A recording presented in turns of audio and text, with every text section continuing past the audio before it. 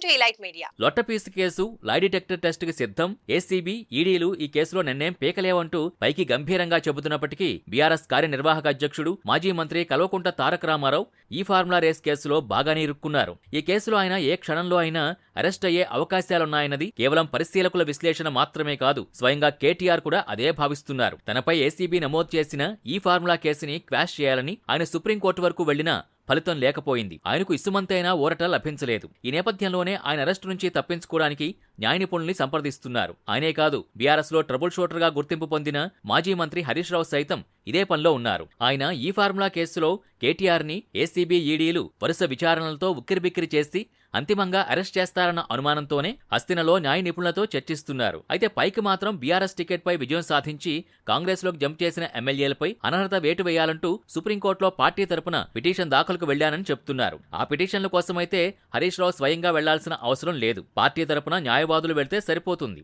కానీ ఆయన గురువారం హస్తినలో న్యాయ నిపుణులతో చర్చిస్తూ బిజీగా గడిపారు. అదే సమయంలో ఇక్కడ హైదరాబాదులో మాజీ మంత్రి కల్వకుంట్ల తారక రామారావుని ఈడీ విచారిస్తోంది. దాదాపు 7 గంటలకు పైగా కేటీఆర్ ని విచారించిన ఈడీ అవసరమైతే మరోసారి పిలుస్తామంటూ విచారణ ముగించి పంపించింది. ఒకవైపు కేటీఆర్ ని విచారిస్తూనే ఏసు నెక్స్ట్ జన్ అనే కంపెనీకి నోటీసులు జారీ చేసింది. ఈ కంపెనీ ఫార్ములా ఈ రేస్ కు మొదటి సీజన్ కు స్పాన్సర్ గా వ్యవహరించి ఆ తర్వాత వైదొలిగింది. ఆ కంపెనీ వైదొలగడం వల్లనే ప్రభుత్వం స్పాన్సర్షిప్ సొమ్ము చెల్లించాల్సి వచ్చిందని కేటీఆర్ చెబుతున్నారు. ఇప్పటికే ఈ కేసులో A2, A3, Arvind Kumar, BLN రెడ్డిలను విచారించిన ఈడీ వారిచ్చిన వాంగ్మూలాల ఆధారంగా కేటీఆర్ ని ప్రశ్నిస్తుండడమే కాకుండా గ్రీన్ కో అనుబంధ ఏస్ నెక్స్ట్ జన్ లావాదేవీలపై కూడా ఆరా తీస్తోంది. ఇప్పటికే A2, A3లు తమ వాంగ్మూలాలతో మొత్తం వ్యవహారాలన్నీ కేటీఆర్ కనుసన్నల్లోనే జరిగాయని చెప్పినట్టుగా తెలుస్తోంది.